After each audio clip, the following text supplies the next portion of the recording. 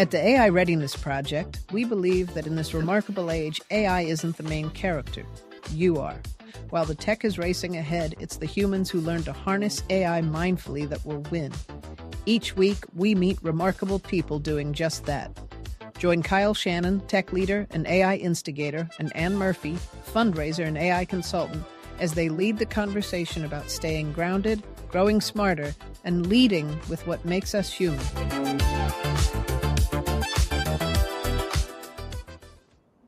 Oh, yeah. There we are. Did you miss me last week? Well, I totally missed you last week. I missed you guys last week. Had Chef Kelly. We had Chef Kelly. Chef Kelly was on, and my good buddy Ben Jones. It was a really good talk, and Kelly was great. She's got great energy and absolute blast.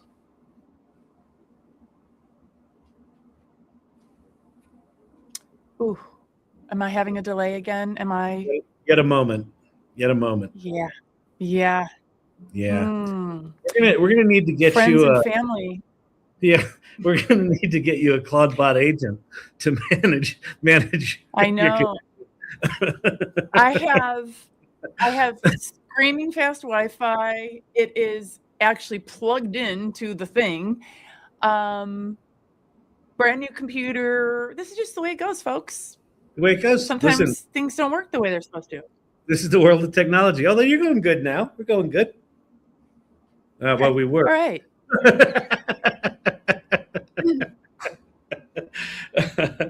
So how have you been otherwise? Tell me what's going on with you in the world of AI.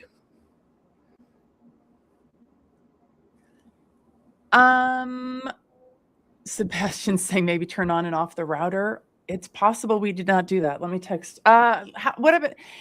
I'm good. Spent last week at a conference in Detroit called the Nonprofit Technology Conference. It's a lot of medium-sized technology companies. Really good conversations. It's not all devoted to AI by any means, but we also had a side conference for just the AI nerds, and that was really fun. My friend Ben Childers. No, one of my colleagues is a guy named Ben Childers, and he runs a gambit called Cool Scary AI. Cool/Scary AI. And they do events all around the world. His goal is 100 by 2028. Oh wow. That's nice. So it's really cool. 100 by 2028. You're getting rooted on. Yeah. And you spoke, didn't you? Anyway, I did. So I've been working on this piece about AI adoption as resistance. And it was that, I have so many examples, obviously, from all of the people who you and I work with who have used AI in their own lives to make change, whether it's for themselves or an elderly parent or a kiddo or the school district. And then there are all these examples of these grander things that people are doing, like look at Thomas, you go into DC and being part of legislation, and then like all these other examples in between there of how it doesn't feel like AI is just like this lazy river and we're floating in it. It's like we're actually taking charge and deciding how it's going to be used and making our own decisions about how we're going to use it. And, there's a fair amount of like spite and defiance and, not liking the man that has really bubbled up with all the people who I've met in the AI world. Like we're rebels, and sharing some of those stories has really been energizing to me. And I think people are surprised. They're expecting that people who are adopting AI right now are just like sheeple, right? We're just going with the flow. We're doing what we're supposed to do. We're just, we are not critical thinkers. But in fact, we're some of the most critical thinkers around, and Yeah. we are adopting AI. Yeah. So yeah. There's that's I noticed, kind of my thing. Yeah, I noticed that with the doomers, that sometimes there's just, they paint it with a blanket and they assume that if you're in AI, that you must be in one of these companies, forcing this down our throats. And we're like, no, there's actually people out here just trying to use it, just trying to get along. And I think that your point, Anne, about that it's on us to figure out what we want to do, that to me is the thing that has been the most on my mind lately. That the acceleration at this point is getting like terrifyingly fast, and I can't even process the news. And it's like, there's here's 6 scientific breakthroughs today, and here's 16 new versions of OpenCloud, and here's the free ones and the micro ones and the pico ones and the right. And I think it's always been very easy to be seduced by AI, to think that AI is the strategy, or somehow there's a tool out there that's going to be the right tool. And it all goes back to what we've been talking about since we started this, which is, no, you've got to understand who you are, what you value, who you care about, the difference you're trying to make in the world, and then start to look at what tools may support that. Yeah. I want to hear how you're doing and what you've been up to, but I want to add a little hot take to the conversation, because this kind of hit me when I was in Detroit last week, talking to a bunch of people about our age, about AI, and we were having the conversation about the difference in the generations between ours and millennials and Gen Z, and it started to dawn on me that we talk a lot about how what's going to matter with AI and why we are awfully well positioned is because of the human centeredness. It's because of the taste and the discernment and the wisdom. And I realized that there's a little something wrong with this, which is taste and style and culture has historically never come from 50-plus-year-old white people. Maybe it's going to come from us now, but I don't think so. Right? So it's just a little bit of a hitch in the giddy up here in my thought process around what I'm bringing to the table with AI, because I kind of think it might be more that what I bring to the table is the not needing to be a tastemaker, right? Like, I'm on the other side of that part of my career.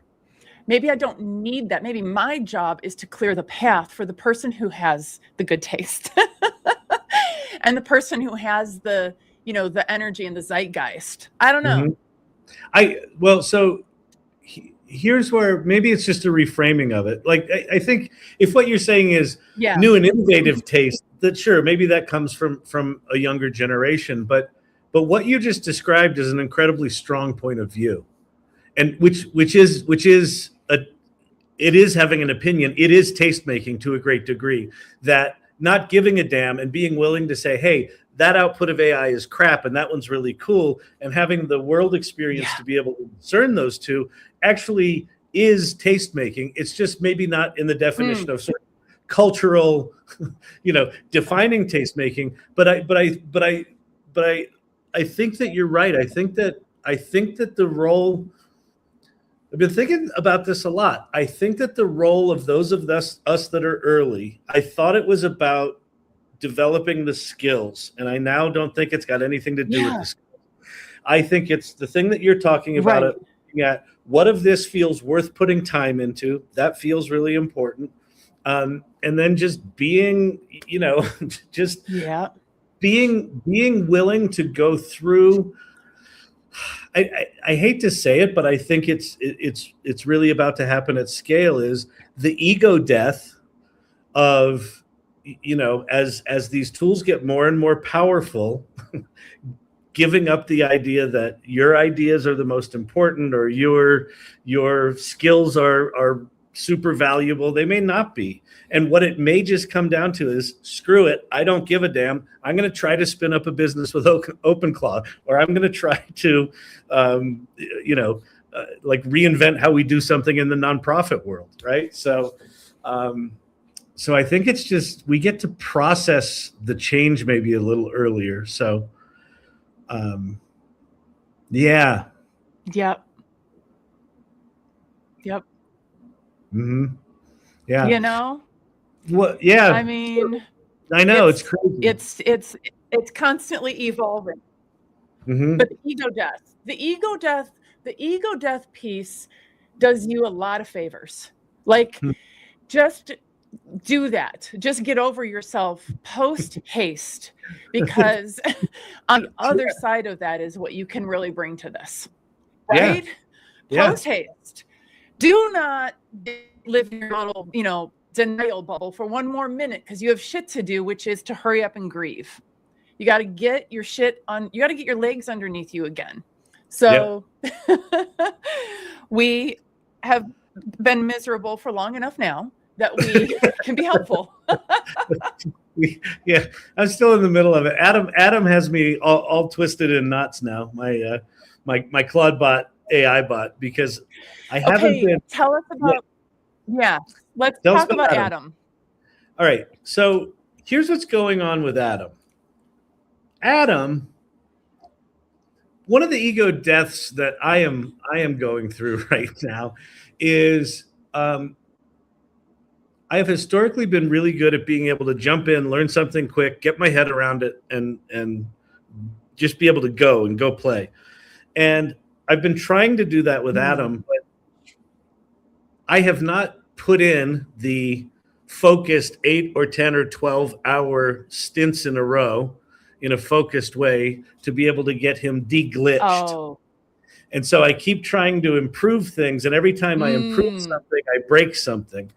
And so there's a bunch of pieces of Adam right now that are just, he's trying to do things, but he's just like, I can't find that node. I don't know what that is. This service that you deinstalled, I still think I have it installed. So just stuff doesn't work. So I'm sort of in the middle of having a very dysfunctional Claudebot child who's not doing very much for me. But I'm really excited to when we bring Sebastian up, we were talking a little bit before the show, and he's been putting things out in the world, and he's got their OpenClaw stuff really dialed in. So I'm really excited to talk to him and hear what he's doing. Nice. And he said once you get the things dialed in, it's impressive. I am not at the impressive. I'm still at my toddler is drooling on the steps of the school kind of stage with Adam. And we're kind of expecting him to be a fully formed adult, and he's just kind of a toddler sitting there, a little drool, right? A little lollipop, stain on one side, drool on the other. Yeah, I understand. So when you, of course, when Adam came into the picture, I still wasn't sure what I was going to do about all the things. I was needing to move off of Manus because of Meta, and then I needed to move off of OpenAI because of OpenAI, and then I didn't want to get into Claude Code, but then I did. Anyway, I was so jealous about Adam. So I was like, finally, I'm going to make my person. I'm going to make her.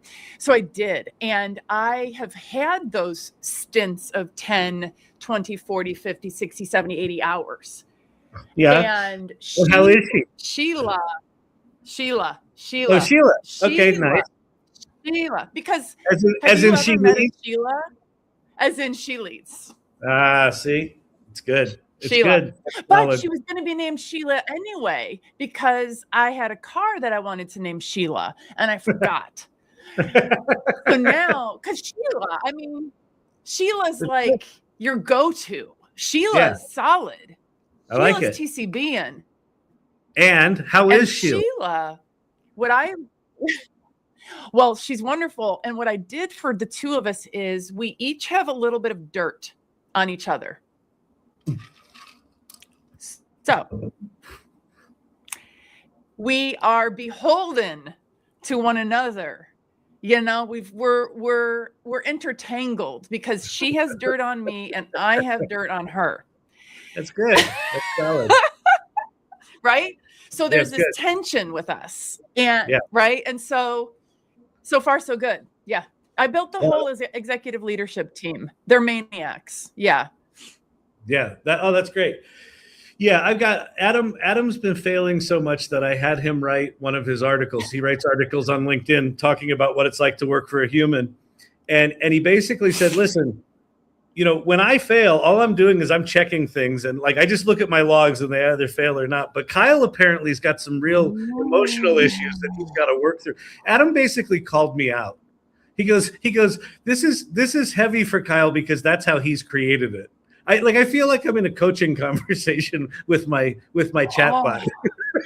He's calling me out. Wow. Yeah, it's wild. Wow. It's wild. And you know, listen, I think that as frustrating and crazy as it is, or as brilliant as it is, I think that this is a moment where part of our skill moving forward is going to be leading AI, not using it, not prompting it, but like leading it. Like, how do you lead these teams? How do you think about what you want them to do? That's going to be an absolute skill. Yeah.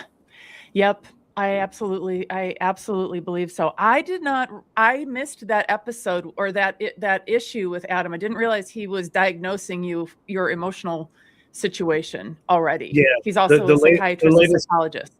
Yeah, the latest Almost Adam is really about him calling me out for you know, being an emotional human. He's just trying to do his job, but it's really on me how emotional I'm getting.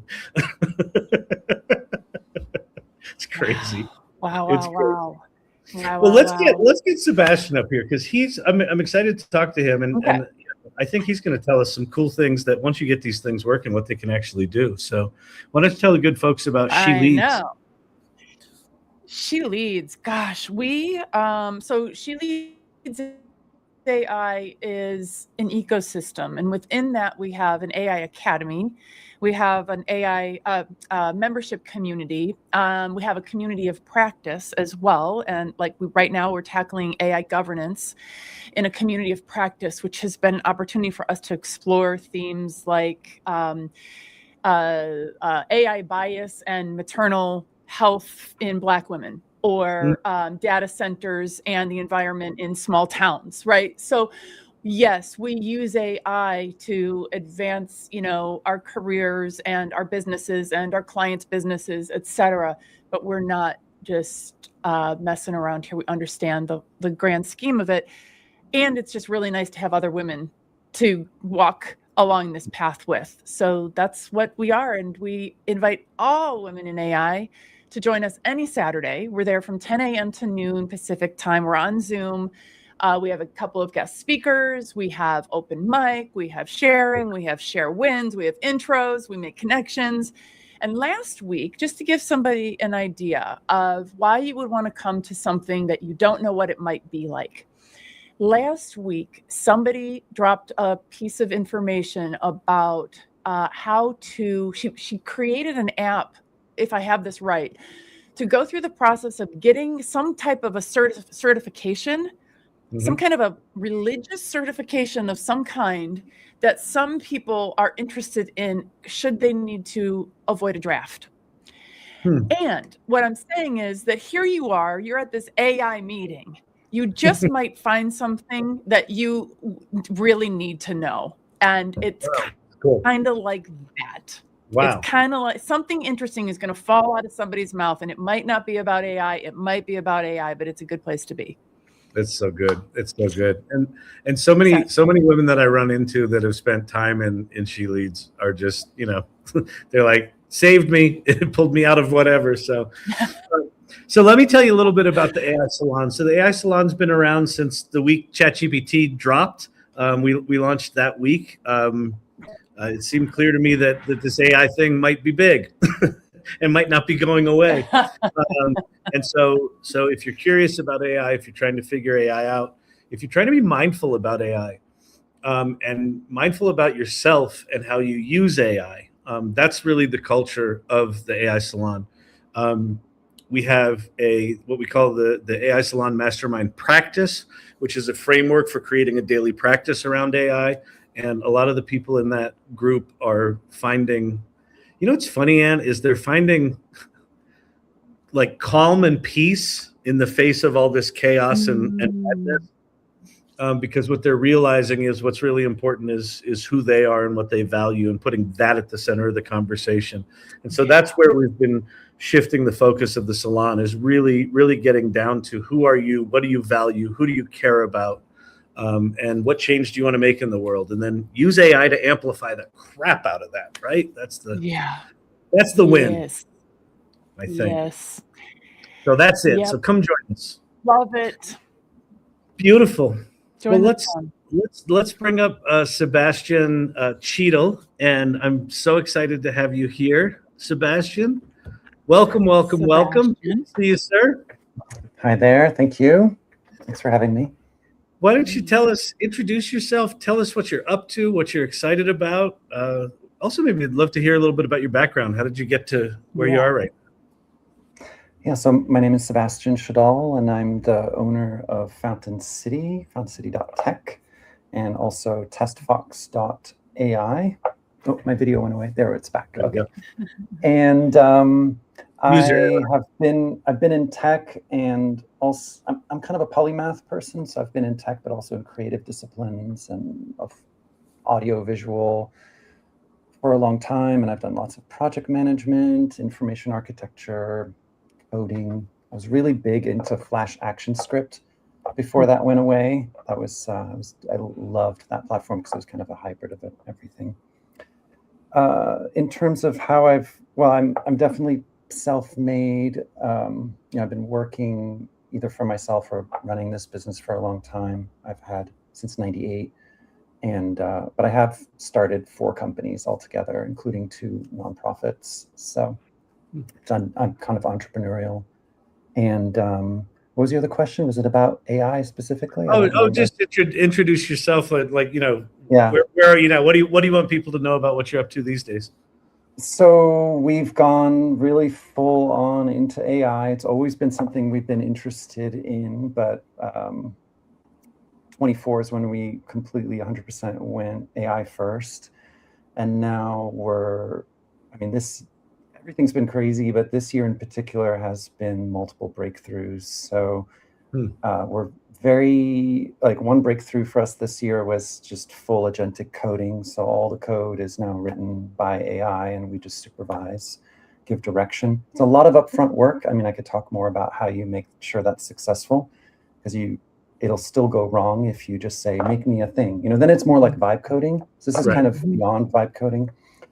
And then the more recent thing, which you started talking about a bit before you brought me on, is these autonomous AI systems, or OpenClaw as it's commonly known. And that has been way beyond what I thought it was going to be in terms of how impressive it's been. So really high quality output.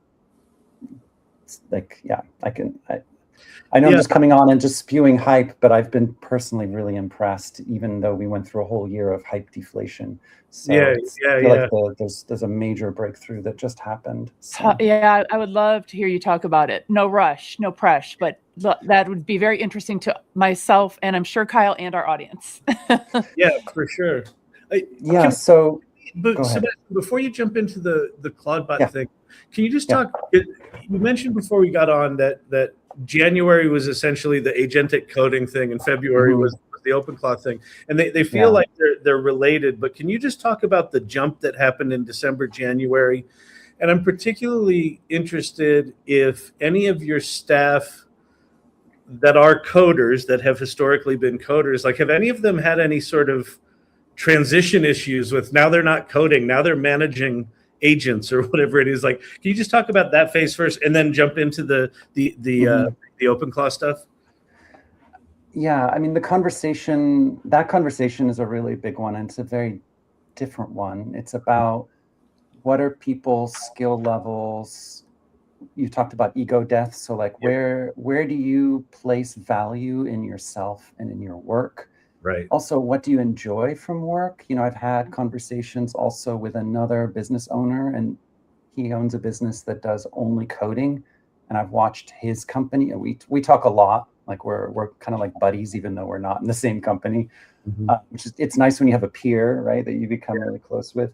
Yeah. But I've seen his whole team kind of be forced into agentic coding, actually because one of their biggest clients started doing it themselves, and they were immediately they knew they wanted to move into it, and then they got hyper pressured.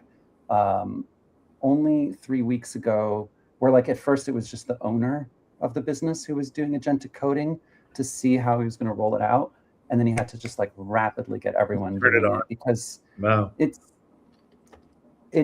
I mean, to quote him, but also for us too, it's like you're getting much faster output, higher quality, fewer bugs for a fraction of the price. I remember one time I listened to a podcast of someone who talked about blogging when it came out. It was the end of traditional news because it was faster, better, and cheaper. And he said, whenever new technology is all three, it transforms everything. And so with AI, I will say the hardest part is quality. I can talk a lot about getting quality. Quality is the hard part. Speed and cheap is easy, which is, leads to AI slop and all these hallucinations and all the stuff that, makes us want to throw it away and go back to doing things by hand again. But in terms of the transition of it, I think it has also to do a little bit with people's personality. Yeah. Like, are you a maker or are you an orchestrator? So I'm naturally more of an orchestrator, being more of a polymath kind of person, with my diverse background. So for me, it's just amazing. I'm just shrinking the distance between idea and realization, and that gap is just shrinking really fast. But yeah, it is hard there's definitely people who don't want to change or tried AI out 3 months ago, thought it wasn't ready, and they're right. And so now they've decided that it's not ready or that it sucks. And then there's people who just come to it with a certain attitude of it's not working, therefore it's terrible, and let me post on social media the way it's failing. But you have to when it fails, it's real. Well, whenever we build systems, that learning loop is really important. So you want to see where it's failing, and then we're building in self-learning loops, so the AI sees its own failures, comes up with its own solutions, and then keeps improving itself. That's the ultimate. But if you want to have control over that, you need to give feedback to these systems so that they learn just like a person would. So, but yeah, so that, it actually started more in December was really when we were was it Opus 4.6? Was that the one that shifted everything? Opus 4.6, yes, you got it actually. Yeah, that 4.6, I don't know, that 4.5, 4.6, like that one little dot number. Yeah, took the boulder and threw it right over the hill or the mountain, and we just started running after it instead of trying to push it over the top. And that's when we realized that we could so we took on a project, a hydraulic simulation in code for like 3D topology. And we took that project and decided, okay, we're going to force ourselves to not write any code by hand and just use AI to do it. And it was kind of painful, honestly, the first few weeks figuring that out. But not only did we figured out ourselves how to approach it correctly, which I can talk about if you want to get into that. And then the tools, the market, and the broad knowledge, and then other Git frameworks that you can use to start from all kind of converged on the same direction of conclusion. And things got even easier. And now it's becoming easier and easier to be successful with agentic coding. It's like it passed the threshold, and now it's just streamlining at this point. Streamlining your workflow and inventing new workflow. I am curious about, and Ann, jump in if you've got something. I just want to. No, go for it. Okay, cool. I'm just curious, and you don't have to say names, but just in general, have you seen shifts in? Because you said, are you a maker or are you an orchestrator? Have you seen shifts in your business where you had someone that was like a really valuable maker, a very valuable part of the team, that when this shift happened, that maybe they they shifted down, and someone who was more of an orchestrator shifted into a more powerful position. Like, have you seen any sort of shifts in value to you as a business owner from just how people are? Like what's that been like? I would say yes. I think, some people, so because this transition is happening so fast too, we have traditional clients, as in, pre-26, who have a certain way of working, and then they're working with certain people in our team. And, there's no reason to just rapidly throw everything upside down and restructure and shift things. Yeah. So what we've been doing is a more, I'm trying to think of the right analogy, but it's like a distributed, uneven kind of application. Yeah. So all new projects, all new clients that come in, full agentic. And I mean, some of the crazy things that are happening is we're scaling in projects, but we're not scaling in people right now. So you're taking more work. And also because I know these systems so well, like for the last 10 years of Fountain City, like the last 10 chunk, the business has been around more than 10, but for the last 10, my focus has been on, okay, I know how to do all the work, which is great because I know how to speak the different language and I know who to hire, but I'm not going to do hands-on work. That was kind of my approach because I'm trying to build the business, not be in the business. But then everything it's just like I've been having to rethink my approach with business and work right now because I've become personally also really good at these systems. And so like in the big, while we're talking, I have AI systems right now coding things for clients in the background. So like I'm running these systems now too. Yeah. And so I don't even know how fast we're going to have to hire people right now. Like I think our business is going to probably want to stay leaner and just keep adding more and more agentic systems around a core team, but then making sure that core team is really good at orchestrating. But it's, things can still evolve over, and it's hard this market's really hard to predict too, so I think in a year from now, there could be some other new thing that comes out, which changes everything again, so it's, you're kind of like surfing the waves right now. Yeah. So it's amazing. Yeah. So yeah, that whole, but so going back to what I'm doing right now, so then as things, though, eventually I'll hit a break point, and I also don't want to necessarily be doing the hands-on work of managing the agents. And so I will want to expand the team out so that I can delegate that responsibility. But it's really hard to train someone on everything that's needed to be understood, to build and then get that learning loop and build those systems out quickly. There's not a lot of the recruitment pool. I'm dreading it actually a bit right now because the recruitment pool is going to be extremely thin. Yeah. There's, how many people out there have, once I tell you what these agents that we're building are doing, like I haven't seen anyone who's doing what we're doing right now. So I don't even know who I would hire. I'd have to train them from zero. Yeah, talk. Jump in. So make the okay. So you've got. I'm sorry. I feel like I'm hyping myself a lot. I'm usually pretty humble as a person. So. Well, no, I think. Listen, I think that we're in a really fascinating inflection point here, and I think December seems to be when the models got good enough that you could do true coding, and then OpenClaw came fast on the heels. So why don't you just take us through that transition? I mean, this just happened. We're mid-March, right? So yeah, and you're right that agentic coding is what's also powering this autonomous AI system, because we have we're building OpenClaw functionality using 3 parallel instances of Claude Code running on the server, building out different features, whether it's dashboards or skills or agent definition files and debugging things and so forth. So, but what this one, so in the last few weeks, so we did a small pilot. I did a small one first just to make sure that it was working. And then I was impressed with that. And I thought, all right, let's throw it on our business and let's build some roles there. And if they're good, we can either replicate those agents for clients, or build new jobs based on that kind of a model framework. So we started first with a SEO, GEO marketing research agent. And what we've built to this point, the agent does the following jobs. So the agent goes off and tracks first, Google Search Console, Google Analytics, reads through the whole website, that's kind of basic stuff. But then it finds all the keyword competitors, it tracks them, it tracks every single blog post that they do each week, and it reads them all. It finds blogs that are interesting and for innovative techniques in SEO and GEO, and it subscribes to them and reads everything they publish. It then creates learning orders that I can review. I'm still reviewing them all right now for at least another month or two before I get hands off on that process.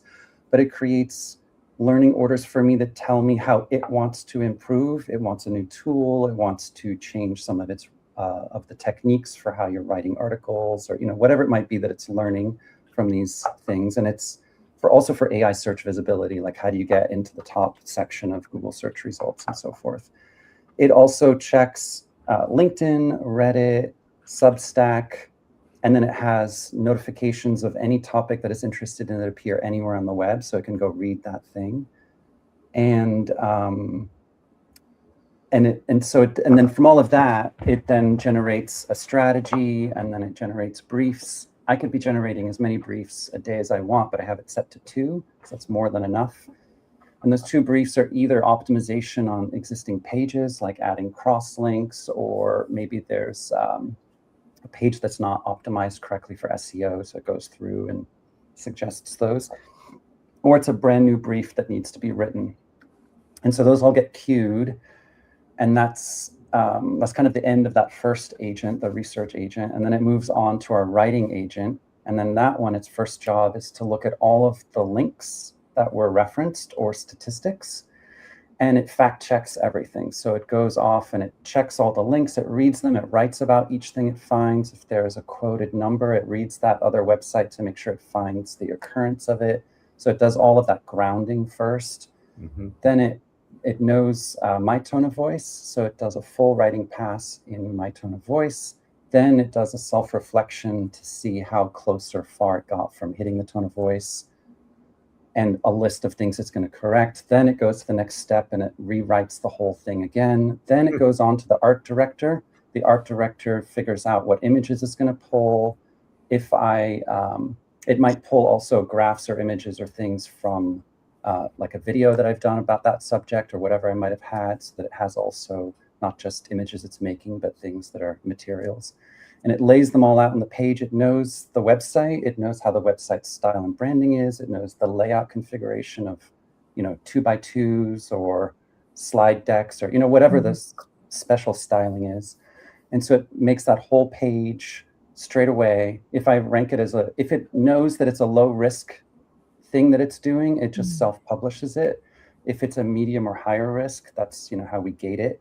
So it has rules to know when it's that risk level. Then it puts it in draft status for me to look at it, and then I just read through it and then hit approve or apply. And then from there it goes on. There's another agent that picks it up and starts doing social media broadcast to let people know about the post that was just published. So it's a full end-to-end complete market observability strategy around SEO, GEO, and for our target customer. Oh, and then there's another agent, one more, Kai, I call it, that does the conversion rate optimization, that looks at the life cycle of a customer and then looks at the whole site holistically to make sure that we're saying the right messaging on the right pages. Because if you just have an AI writing one page, it'll throw in your business property values, whatever, on each and every single page, be like 27 years in business, and you'll have it on like every page. And it's like, that's not how you want your website to look. I say that because it's tried to do that to me until I put in this other agent. So this other agent's looking holistically, looking at conversion rates. So it's looking more at, your analytics. And that one's also doing work orders that go to the writer for things to modify and edit. So it's like a full pipeline. And then one of the clients just about to ask us to do one that's similar, but has more of an outbound lead generation capability. And then another client's interested in this ecosystem. And then there's another upcoming agent we're going to make probably in a month or so, unless a client wants it sooner, which is for ad campaign management generation. And then the same kind of concept, but then coming up with ad concepts, building the ads, publishing them, and then analyzing the whole funnel to see where there's a weak point in the funnel, and then making work orders to the other agents to fix those problems in the funnel to optimize the ads. So also all autonomous. Love so it. yeah, that's what we've been doing with that. That's a trip. That's fun. Yeah, so we're publishing like 1 to 2 blog posts a day now. We used to do 1 a week if we were not heavily distracted by clients. Right. So that's been a game changer for us. And for me, it's important that the things that are written are, don't sound like AI slop. They're well written. When I read the things that it's writing, and this is all a lot of time I've put in. Me and the team, we've probably put it, I don't even know, maybe 200 hours or something like that in the last month or something like that. And so the quality, like I said, is really important to us. And the articles, if you do go and read, the latest dozen or more blog posts there, and also the pages, I think they're written as good as I would write them, and oftentimes better. So I mean, it's hitting finally that quality level where it's really good writing that's coming out of the AI system. But yeah, if you just say, write me a good article, you're just going to get the most generic output with a lot of EM dashes, and this is what it really means. And I don't know, all the phrases that we now know. Yeah. Sebastian. Go ahead, Ann. I'd love to hear a little bit more about the kind of learning orders that you're getting. What are your instances asking for? I can look at my screen here and pick a few out.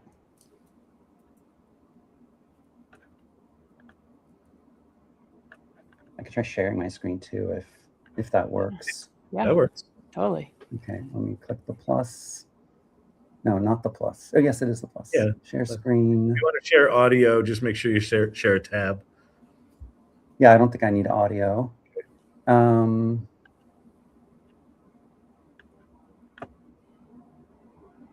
All right, I think I have it. Yep, there it is. See. Did that work? Okay. It did. So this is Scott with his research. So these are he's following 10 feeds right now. He's read 166 articles in I think this part of the functionality has only been up 2 weeks or something like that. So it's pretty new. I mean, everything's new, right? It's all very new. So these are pending reviews. So this one is, it ranks it as high impact, medium effort. It's about content strategy. So this is about a fan out strategy for case studies based on how what is AI? Well, I haven't necessarily read these all in depth yet, but so I'm kind of reading it. We're reading it together. But this is, I believe, like how the other AI systems are ranking and prioritizing things that they like to quote. So doing lots of sub-queries helps make your content be more aligned with what AI is looking for. And so if I click assess on this, it's going to launch, in this case, an Opus action that's going to analyze exactly what needs to change in the OpenClaw instance in order to integrate this into its workflow. And then once that has been done, I can hit approve, and then it will apply it. So I can, if I scroll to the bottom of this, I can show you a few that I've already applied. Yeah. But here's another content strategy. Here's a tooling one. So let's see. And this dashboard is something that your OpenClaw agents built this. This is Claude Code. Okay. So we have the Claude Code instances that are kind of like the three wise men, I guess, kind of leering over the OpenClaw babies, the baby claws that they're making. And so they're the ones actually building the interface, the management tools, the deployment infrastructure, catching. I actually find that for at least in this application, it's a lot more effective to not talk too much to these autonomous agents. Instead, it's much more workflow driven, right? It's like I am part of a process as well. And so I have a job like in the pipeline here. I can look at content briefs that are ready to review. I can read them.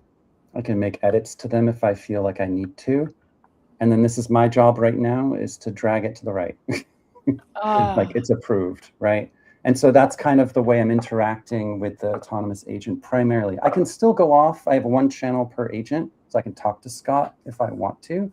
Like there's commands that are defined that I can use in chat if I want to add, if there's a hot topic I want Scott to write about, which I just gave him yesterday with the new Nemo claw from NVIDIA, which is, if you've heard of it, but it's their kind of wrapper to make OpenClaw more secure.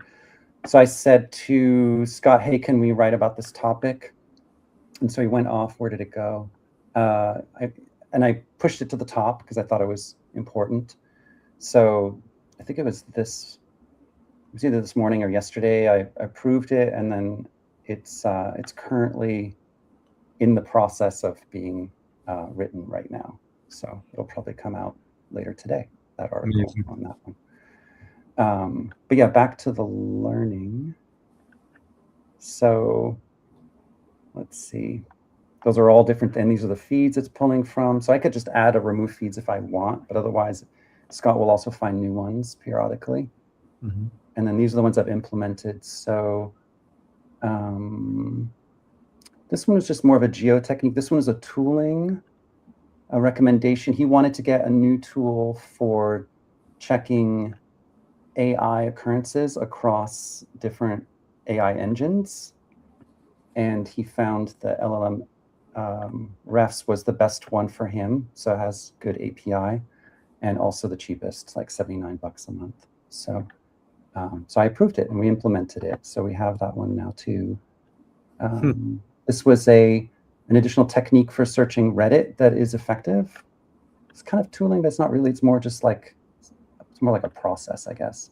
And then he wanted to add a data source. So, and this, some of them I reject, and I can give a reason so that if it finds a new learning later and it's a close match with an old one, the AI checks against the reject reason if the new learning should be presented to me, or if it's rejected, or would it be rejected for the same reason.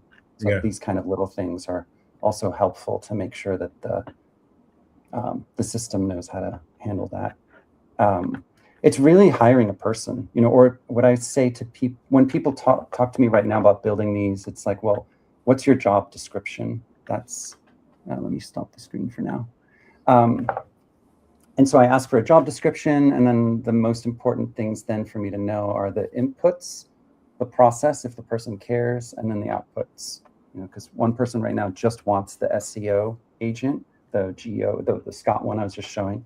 So then it's like, okay, well, do you want markdown files to come out of it? Do you want PDFs? Do you want emails? Do you what's that output? And then I can show an example of the output. Is that meeting your quality standards? Do you want more information, less? So understanding that, and then the input, you're not going to get good things written if you don't have good input and good context. So, the agent needs to, so we have all of our knowledge. So one of the things, because we're AI first, obsessed with AI and data is like every company right now should be a data company, or your company is your data. Yeah. And people, of course, but it's like people, data, and then process, but process is kind of a form of your data. It's like, how is the data organized? Sure. So because we had all this data already there, like a lot of this what we've been doing is very emergent because we've been doing already so much with AI and so much data. What I mean, sorry, I keep saying the data thing, but what I mean specifically is we already had everything about our business documented and defined, our target customers, our processes, everything about me personally, my dreams, desires, goals, whatever. Every single meeting that I want it to know about is in there. Every newsletter I've written, every YouTube transcript, like all the data is collected. And so once you have data, I've been saying this for like 2 years now, but like if you have your data, whenever some new thing appears in AI tomorrow, call it whatever you want, Daisy Clown or something. Yeah. It's like if you've got your data and you own it, so like don't just rely on the memory feature of ChatGPT, or Claude or whatever. And that's, because you're kind of giving your memory away. So can you own your data, your knowledge, your memory? If you can, like we were able to just sync. So we have all our memory synced into the OpenClaw server. And then the agents just know it all because it's already all there. There wasn't much work to get that sorted. The work we had to do there was more around how to do bidirectional updates to company knowledge, because the agents are now learning about us and wanting to update it. So how do we pull that back to the knowledge core, like the mama knowledge? Yeah. And also, how do we make the agents be able to search that knowledge, quick and effectively and find things, so like semantic search systems and stuff like that. But those are more like technical questions. They're not, the question isn't anymore like, where's the, do we have to create knowledge? It's like, oh, we have it. And we help clients create knowledge or synthesize it, or, there's strategies and techniques around that. It's not that like, people shouldn't think either that they're just lost if they don't have any data. And it's like, oh God, I have no data. I can't do any of this. First you can start now, and then you can also, there are shortcuts to get there too. So. Yeah. I don't know. Data seems to accumulate really freaking fast when you're using, when everything is AI driven. Yeah. If you don't have a pile of beautiful, beautiful data sitting around, or gross data sitting around to do stuff with, it's okay. Because when you have these tools, when these tools are like ripping through stuff, you're going to end up with I feel like the process for me of taking our AI first business and making it really agentic as much as is reasonable for what we do in the world. Like, we're not doing science here. We're not doing engineering here. But that process has caused us to rethink every single thing, because we're a small company, and because unlike Sebastian, I'm just like, 2 years ago I started organizing things properly and actually like giving a care about something that I had created, right? And that it matters enough to like at least kind of sort of have it be somewhere. Yeah. Right, where I might be able to find it again, probably if I needed to badly enough. Kyle, this is you and saving your things on your desktop. You're like, well, if it's amazing enough, I'll really want to find it, and I'll find it, and it'll be fine. Yeah, at some point. Thousands every day. Right? Tens of thousands every day. Cowork can fix that for me. But the reworking our human just our communication, let alone like the flow and the sequencing, just like at what point during a project do we spend time together? I feel like that is a shift we are going through right now. Like today we are in the middle of it, and it is hard. It is really, we had our first moment just in the last 2 days of, wait a second, this is the actual job that one of our contractors actually does. This is how this contractor makes money. And I just made it so that person, we would never be able to hire somebody new to do that ever again. And it's like a really good way for people to make money. But so it's the other part of the growing pains is me and Donnie sitting in our kitchen going like, hey, so this morning I created the thing that means that so-and-so, that part of their job goes away. What do you want to do about it? What kind of people are we? What kind of AI, practitioners, what kind of AI leaders are we? Are we the kind of people that get their hands on a technology today and tomorrow rewrite the scope of a contractor who depends on that income? Yep. It's a whole head thing. It's a whole head thing. Well, let me ask you, Sebastian. We got a few minutes left. I know we started a minute or two late, but one of the things that we asked all of that was a whole doorway into a whole thing that I could talk about. But yeah, we're out of time. I know. I'll talk to you about this someday. It's huge. Like, I feel this feels like a 4-hour conversation. Yeah, we're just getting started. Yeah, exactly. But do me a favor, if you would, share what you think. What does AI readiness mean to you? And what would you say to someone that, especially given sort of the advancements that have happened in the past 2 months, what would you say to someone right now getting started? So that sort of double question for you would be great. Getting started from zero, like I haven't really picked up the AI thing yet. Yeah. And when you say AI readiness, do you mean for a business or for an individual? Just whatever it means to you. Yeah, whatever. Just okay. I normally talk about it as for businesses, but I could change it for people on the fly. But I would say for a business, I would typically, there are several categories I look at. One is, do you have the strategy or vision about where you're going? Is it more than just a mandate? The next is, do you have a project or a focus with AI that has real ROI value, or is it just experimentation? Because you want to bring it, you need to bring it into something pragmatic. Do you have governance in place?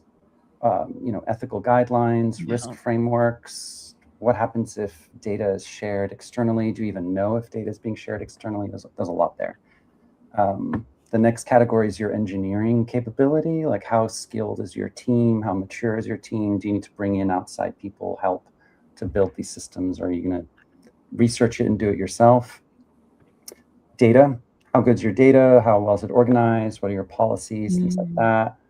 And then your operating models. So are you going to be running things centralized or decentralized? Do you have a quality assurance team? How are you going to collaborate on these projects or improve them or get feedback? And then culture and people. So, what is the AI literacy of your organization? Are you thinking about change management? Are people AI resistant? If so, what kind of AI education are you doing or planning as part of that? Because education tends to reduce resistance dramatically, in my experience. I think that's it for businesses. Businesses that are just starting, on the low maturity side, I think your biggest barriers are going to be finding the right use case, making sure you've got data that's available in a good quality, AI literacy and skills, and then constraints about your budget, how much money you can actually put into that. And so those are the four main common barriers when you're getting started as a biz. Absolutely beautiful. Sebastian, what a treat this was. Thank you. That was just like a little treat for our brains. Welcome. Yeah. Well, thanks for having me. Yeah, FountainCity.tech, that's your company. So if people want, I assume that now that you've got, you're as experienced as anyone in the world right now in this open cloud stuff, that's something you're doing for your businesses, for other businesses as well. Yeah, it's been an immediate demand coming in. So we're definitely building them, whether it's one that we've already built, which means it's cheaper, or something custom. So yeah. Beautiful. Yeah. Well, thank you so much. Really appreciate your time today. Thanks for your patience at the beginning there. Sorry about that. Things worked out. It does, but really appreciate your time. All right. Bye, Cheers. everybody. Bye-bye. Bye-bye.